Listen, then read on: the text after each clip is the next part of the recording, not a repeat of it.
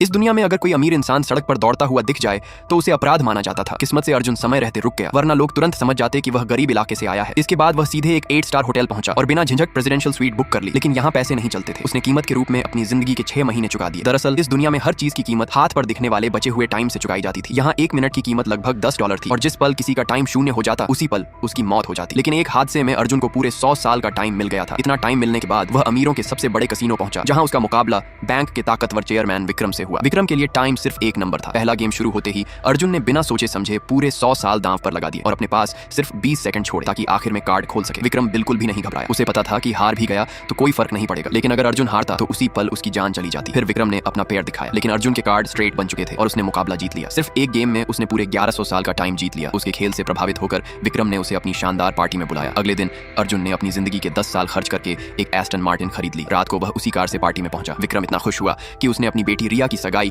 अर्जुन से करने का फैसला कर लिया। लेकिन तभी अचानक पुलिस वहां पहुंच गई। वे अर्जुन को गिरफ्तार करने आए थे। दरअसल गरीब इलाके में एक शराबी की लाश मिली थी और सीसीटीवी फुटेज में अर्जुन भी दिखाई दिया था। इसी वजह से पुलिस को शक था कि उसने उस आदमी का टाइम चुराया है। उन्होंने अर्जुन का सारा टाइम जब्त कर लिया और पूछताछ के लिए सिर्फ 2 घंटे छोड़ दिए। लेकिन मौका मिलते ही उसने पुलिस वालों को चकमा दिया और भागते समय रिया को बंधक बना लिया। दोनों स्पोर्ट्स कार में बैठकर गरीब इलाके की ओर निकल पड़े, लेकिन रास्ते में वे टाइम रॉबर्स के जाल में फंस गए। लुटेरों ने रिया का लगभग सारा टाइम छीन लिया। अब दोनों के पास जिंदगी के बस कुछ पल ही बचे थे। मजबूर होकर अर्जुन ने विक्रम को फोन किया और बेटी के बदले टाइम देने की मांग की, लेकिन उस वक्त विक्रम खुद पुलिस की निगरानी में था, इसलिए वह कुछ नहीं कर सका। जब रिया को यकीन हो गया कि उसके पिता उसे बचाने नहीं आएंगे तो उसने और अर्जुन ने मिलकर एक ऐसा कदम उठाने का फैसला किया जो पूरी व्यवस्था को हिलाकर रख देने वाला था।